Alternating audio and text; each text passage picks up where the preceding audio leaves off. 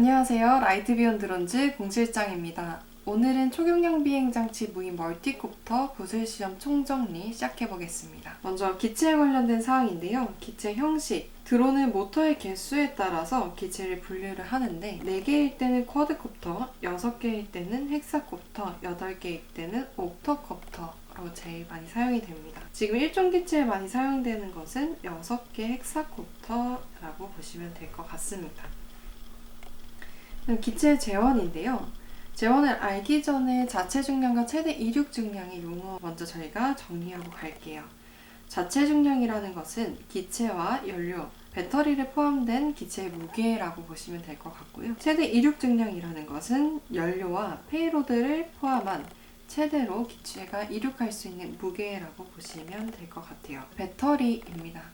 배터리는 보통 저희가 리튬 폴리머 배터리를 많이 사용하고 있고 용량은 16,000에서 26,000mAh를 권장하고 있습니다. 여기에서 셀이라는 것은 하나의 배터리 안에 배터리의 개수 얼만큼 들어가 있는지 저희가 셀이라고 하는데 보통 6셀이라고 하는 것은 하나의 배터리 안에 배터리가 6개의 셀로 들어가 있다라고 봐주시면 될 것 같아요. 다음 방전율인데요.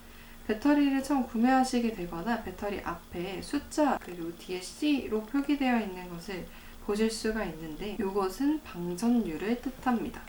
그래서 예를 들어서 25C라고 되어 있으면 순간적으로 배터리 용량의 25배를 방출한다는 의미라고 보시면 될 것 같아요. 보통 많이 나오는 게 기준 전압인데요. 기준 전압은 3.7V, 완충 전압은 4.2V, 완전 방전 전압은 2.7V입니다. 그래서 저희가 사용하는 배터리가 어떤 건지 그리고 이거의 각각의 전압 어떤 건지 한번 체크하고 넘어갈게요. 기체의 규격인데요.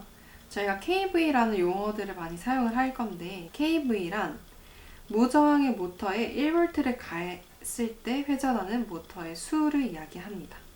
그래서 예를 들어 180kV라고 하는 것은 1V당 180바퀴를 모터가 회전하는 수를 이야기합니다. 프로펠러 피치. 프로펠러가 한 바퀴 회전했을 때 기체가 나아가는 기하학적 거리를 저희가 프로펠러 피치라고 이야기합니다. 단위는 보통 인치를 사용을 합니다. 네, 모터 같은 경우에는 모터는 브러쉬 리스 모터를 사용을 하고 있고요. 서로 마주보는 모터는 회전 방향의 반대로 구성해서 토크를 상쇄시키는 구조를 띱니다. 모터가 회전하는 방향은 총 2가지로 볼 수가 있는데 CW, 시계 방향으로 회전하는 모터를 이야기하고요. CCW는 반시계 방향으로 회전하는 모터를 이야기합니다. 그 다음에 비행의 원리를 볼 건데요. 여기 나와 있는 것처럼 빨간색으로 표시되어 있는 게 고속으로 비행하는 거고 초록색으로 되어 있는 게 저속으로 프로펠러가 회전하는 것을 보시면 될 것 같아요. 저희가 시동을 킨 상태로 천천히 스로틀을 상승키를 치게 되면은 지금 여기 쿼드콥터로 표시가 되어 있는데 4개의 프로펠러가 모두 고속으로 천천히 치면 기체가 상승하는 것을 확인할 수가 있겠고요. 스로틀을 천천히 하강으로 내리게 되면은 4개의 프로펠러가 저속으로 돌면서 기체가 천천히 하강하는 것을 보실 수가 있습니다. 기체가 후진을 하려면 기수의 뒷방향에 있는 모터가 조금 더 저속으로 돌 때 기체가 후진으로 하겠고 전진키를 천천히 치게 되면은 기수의 뒷방향에 있는 모터가 2개 더 빠르게 회전하면서 기체가 천천히 앞으로 전진을 하게 됩니다. 오른쪽으로 치게 되면은 왼쪽에 있는 모터가 더 빠르게 회전하면서 기체가 오른쪽으로 이동하는 걸 확인할 수가 있겠고 왼쪽으로 치게 되면은 오른쪽에 있는 모터가 좀 더 빠르게 고속으로 회전하면서 기체가 왼쪽으로 이동하는 것을 확인할 수가 있습니다. 러더를 오른쪽으로 회전을 시키게 되면 기체가 앞에 있는 2개의 모터가 더 고속으로 회전하면서 기수가 오른쪽으로 회전하는 것을 확인할 수가 있겠고 왼쪽으로 러더를 치게 되면 여기에 있는 2개의 모터가 더 빠르게 회전하면서 기체의 기수가 왼쪽으로 돌아가는 것을 확인할 수가 있습니다. 그 다음에 각각의 부품의 명칭과 기능에 대해서 알아볼 건데요. 이 부품에 대해서 명칭하고 기능, 어떤 역할을 하는지도 저희가 많이 나오기 때문에 이것도 꼭 암기가 필요한 부분입니다. 가장 먼저 FC. 저희가 비행제어 컴퓨터로 이야기하는데요. 이 센서들의 신호를 받아서 명령을 내리는 역할을 합니다. 저희는 보통 드론의 내 부분의 역할을 한다, 이렇게 설명을 합니다. 자이로 센서 같은 경우에는 각속도를 측정해서 기울기, 그러니까 수평 유지 제어를 하는 역할이고요. 기압계 센서는 기압을 측정해서 고도를 측정 제어하는 역할입니다. 지자계 센서는 지자계를 측정해서 기체의 방향을 제어하는 역할을 하겠고요. GPS 수신기 같은 경우에는 인공위성으로부터 받은 정보를 비교해서 기체의 위치나 고도를 제어하는 역할을 합니다.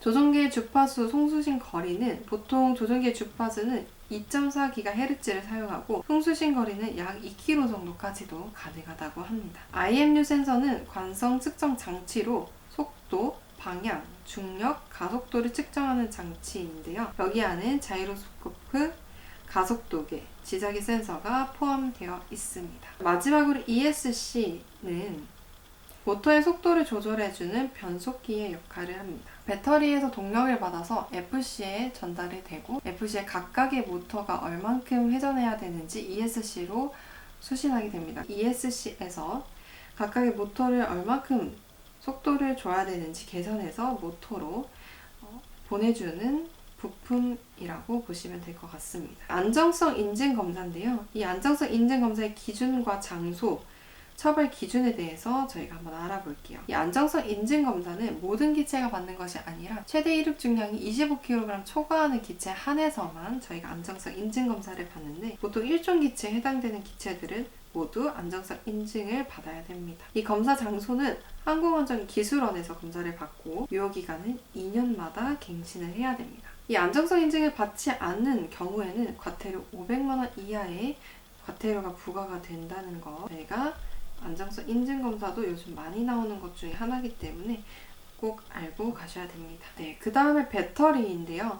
배터리 화재가 많이 나면서 배터리 취급의 주의사항도 더 강화됐는데, 배터리를 사용했을 때 사용 중에는 매 비행 시 완충된 배터리를 사용하는 것을 권장드립니다. 배터리를 사용 전에 저희 셀 체크기로 배터리가 얼만큼 충전이 되어 있는지 확인하고 비행을 해주셔야 되겠고요. 저전력 경보가 나타났을 때는 즉시 기체를 안전하게 착륙을 하고 이 배터리가 과방전시키지 않도록 저희가 관리를 해줘야 됩니다. 충전 중에서는 이 충전하는 실에서 절대 자리를 비우지 않아야 됩니다. 화재 위험이 있기 때문에 자리를 비우지 않고 배터리 충전할 때까지 좀 봐주셔야 되겠고요. 이 충전이 다 됐을 경우에는 계속 잭에 꼽아 놓는 것이 아니라 배터리를 분리해서 과충전이 되지 않도록 저희가 신경을 써야 됩니다. 보관 중에서는 장기기간 모드는 보통 5일 이상인 경우에 장기 보관이라고 저희가 보는데요. 이때는 배터리를 장기 보관 모드로 충전, 방전 후에 서늘한 곳에 보관을 해주셔야 됩니다. 그리고 기체와 배터리는 따로 분리해서 보관이 되어야겠고요. 폐기 시 이 배터리를 폐기할 때는 완전 방전 후에 저희가 배터리를 폐기를 해야 되는데, 이 배터리 폐기하는 완전 방전은 비행을 해서 배터리를 완전 방전하는 건 절대 안 됩니다. 제일 위험한 것 중에 하나고요. 여러 가지 방법이 있겠지만 그 중에서도 물과 소금 1:1 비율인 소금물에 3일 이상 환기가 잘 되는 장소에 배터리를 다 끝까지 잠긴 형태까지 배터리를 넣어주신 상태로 장소에 좀 더 방치해 뒀다가 그 다음에 배터리를 폐기하시는 것을 권장드립니다. 그 다음에 조종자 준수사항인데요. 이 준수사항은 항상 빠지지 않는 것 중에 하나입니다. 1번부터 한번 볼게요. 인명이나 재산의 위험을 초래할 우려가 있는 낙하물 투하하는 행위 절대 안 되겠고요.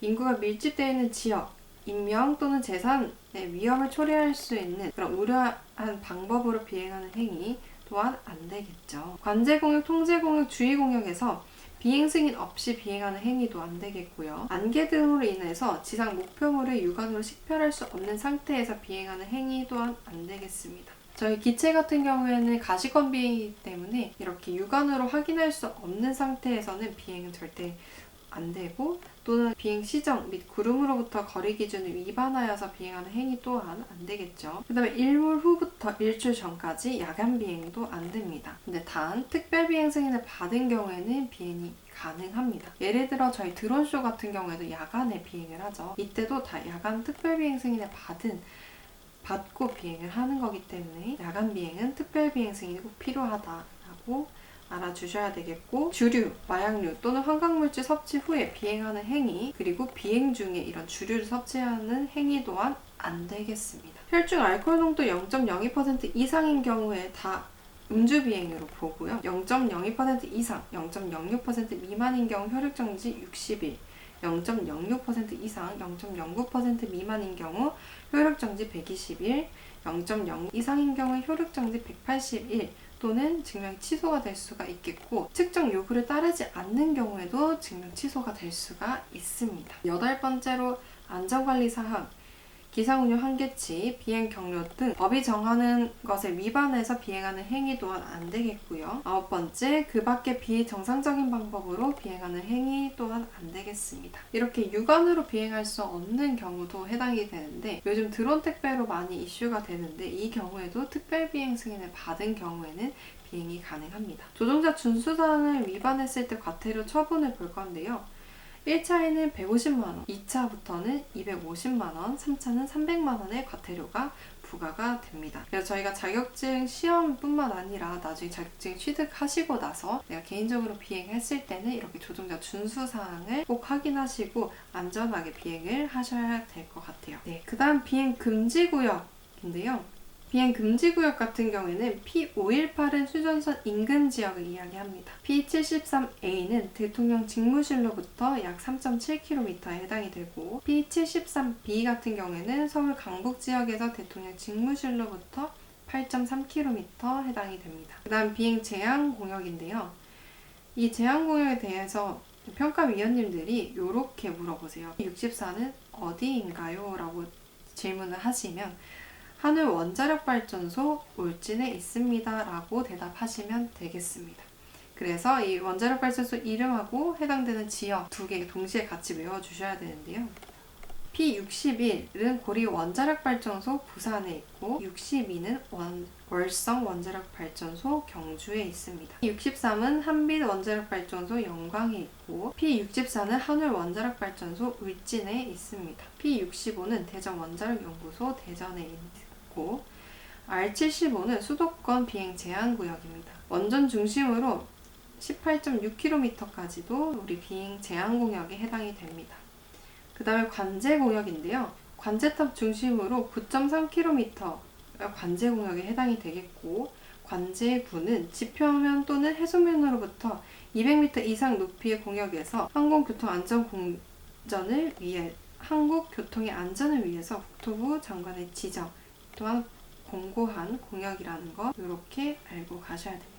그래서 이쪽 파트는 조금 암기가 필요한 파트로 좀 더 암기해 주시면 되겠고, 그 다음 비상시에 비상 절차에 대해서 알아볼게요. 비행 중에 비상조치 사항이 발생했을 때는 주변에 가장 먼저 비상이라고 큰 소리로 외쳐서 사람들에게 이 비상 상황임을 알려드리고, 그 다음에 드론으로부터 멀리 대피할 수 있도록 안내를 해야 됩니다. 조종자는 최대한 인명시설 또는 피해가 가지 않는 넓은 공터나 이런 장소에 재빨리 착륙 또는 불시착시켜줘야 됩니다. 필요시엔 자세 제한 모드로 변환시키고 착륙을 빨리 시켜야 되고요. 그다음 2번째로 비행 중에 조종기 연결이 끊겼을 때는 이때도 동일하게 가장 먼저 비상이라고 주변 사람들한테 이 비상 상황을 알리고 드론으로부터 좀 대피할 수 있도록 안내를 해줘야 됩니다. 그 다음 페일세이프 기능을 작동해서 드론이 착륙할 때까지 사람들의 대피를 시켜야 됩니다. 이때 조종기와 연결이 끊기더라도 조종기 연결이 도중에 다시 될 수가 있기 때문에 조종기는 계속 잡고 있어줘야 됩니다. 그럼 여기에서 나오는 기능에 대해서 조금 더 알아볼 건데요. 이 기능은 일종의 안전장치로 드론의 수신기와 송신기가 연결이 끊겼을 때 이제 많이 사용하는 기능입니다. 보통 return to home, go home으로 이륙했던 장소로 기체가 돌아가게끔 하는 기능이라고 보시면 될 것 같습니다. 네, 그 다음에 충돌 예방인데요. 이 초경량 비행장치는 기동이 더 느린 비행장치 항공기, 경량 항공기, 무인 항공기에 대해서 우선적으로 경로를 양보, 회피 또는 착륙을 해야 됩니다. 그래서 만났을 경우, 이렇게 정면으로 만났을 경우에는 우측으로 이동을 해줘야 됩니다. 그럼 노탐인데요. 노탐도 요즘 많이 나오는 것 중에 하나예요. 노탐은 항공 종사자들이 반드시 적시 인지해야 할 공항시설, 업무, 절차 또는 위험 신설, 운영 상태에 대해서 배포되는 공고문이라고 보시면 될 것 같아요. 유효기간은 3개월이고요. 그 다음에 드론에 작용하는 힘에 대해서 알아볼게요. 초경량 비행장치란 경량 항공기, 항공기 외에 공기의 반작용으로 뜰 수 있는 장치를 저희가 초경량 비행장치라고 이야기합니다. 이 공기의 반작용이라는 것은 기체, 저희가 비행을 했을 때 시동을 걸면은 프로펠러가 천천히 회전하는 것을 확인하실 수가 있어요. 근데 이때 스로틀 키를 천천히 올리게 되면은 프로펠러가 점점 더 빠르게 회전을 하면서 이 프로펠러 회전을 하면서 공기를 밑으로 누릅니다. 이때 공기가 점점 밑으로 누르는 힘이 더 세지면서 그거의 반작용으로 기체가 위로 뜨는 형태를 우리가 공기의 반작용으로 뜨는 장치라고 이야기합니다. 기체 같은 경우에는 기체 윗부분으로 해당이 되는 게 양력, 기체 아랫부분으로 작용하는 힘을 중력, 기체가 앞으로 나아가는 힘을 추력, 그 다음에 기체 뒤쪽, 앞으로 나아가는 힘, 뒤쪽 방향으로 되는 힘을 항력이라고 이야기합니다. 그 다음에 이제 기타 자격증에 대해서 알아볼 건데요. 저희 자격증 명칭은 다 아시겠지만 그래도 초경량 비행장치 무인 멀티콥터 조종자 자격증 1종이고요. 이거에 대한 조건은 만 14세 이상부터 취득이 가능합니다. 1종인 경우 무인 멀티콥터 비행 경력증 20시간 이상 비행했던 경력증이 필요하고요. 지금은 총 4개의 종으로 나눠져 있습니다. 이 종을 나누는 기준은 기체의 무게에 따라서 나눠지게 되는데요. 여기에서 1종만 자체 중량이 들어가는 경우가 있어요. 그래서 간혹가다 이거 헷갈리시는 분이 있는데 이거 한번 더 체크하고 넘어갈게요. 1종은 최대 이륙 중량이 25kg 초과하고 자체 중량이 150kg 이하인 기체에 해당이 되고요. 2종 같은 경우에는 최대 이륙 중량이 7kg 초과하고 25kg 이하인 기체, 3종은 최대 이륙 중량이 2kg 초과하고 7kg 이하인 기체, 4종 같은 경우에는 최대 이륙 중량이 250g 초과하고 2kg 이하인 기체에 해당이 됩니다. 그 다음 저희가 비행 시에 소지해야 될 소지품을 볼 건데요. 첫 번째 자격 면허증, 저희 자격증이겠죠. 두 번째 비행 계획서, 세 번째 비행 승인 관련된 공문, 네 번째 비행 신고서, 기체 신고서, 5번 기체 보험증, 6번 안정성 인증에 해당되는 기체라면 안정성 인증서까지 같이 소지하고 비행을 하셔야 됩니다. 네, 그 다음에 저희 나라에 있는 총 지방항공청이 크게 3가지가 있는데요. 서울지방항공청, 부산지방항공청, 제주지방항공청, 이게 3가지 있습니다. 각각의 지방항공청마다 해당되는 관할된 지역들이 있어요. 그래서 이것도 한번 체크해보고 넘어가실게요. 자, 그 다음 우리 비행 중에 이런 일은 많이 없어야겠지만 만약 사고가 났을 시에는 보고를 해야 됩니다. 항공기 사고, 항공기 준사고 같은 경우에는 바로 보고가 되어야 되고요. 항공안전장애가 발생한 경우는 이 발생한 것을 알게 된 시점으로부터 72시간 내에 보고를 해야 됩니다. 인명피해가 있을 시에는 병원을 후송한 후 지방항공청에게 보고를 해야 되고요. 그리고 이것들을 사고를 조사하는 위원은 항공철도사고조사위원회에서 이 사고를 조사를 합니다. 자, 그 다음 과태료인데요. 안정성 인증을 받지 않고 비행한 사람은 500만 원 이하의 과태료가 부과가 되고 조종자 증명, 그러니까 무면허로 비행한 사람은 400만 원 이하의 과태료가 부과가 됩니다. 그리고 교통부령이 정하는 고도 이상 또는 정하는 구역, 그러니까 비행 승인을 받지 않고 관제 공유, 금지 공연, 제한 공연에서 비행한 사람 300만 원 이하의 과태료가 부과가 되고요. 다른 사람이 자기의 이름을 사용해서 조종을 수행하거나 조종자 증명을 빌려준 사람 과태료 300만 원 이하의 과태료가 부과가 됩니다. 다른 사람의 이름을 사용해서 초경량 비행장치를 조종을 수행하거나 다른 사람의 증명을 빌린 사람도 300만 원 이하의 과태료가 부과가 되고 이 조종자 증명을 빌려주거나 빌려준 행위를 알선한 사람도 300만 원 이하의 과태료가 부과가 됩니다.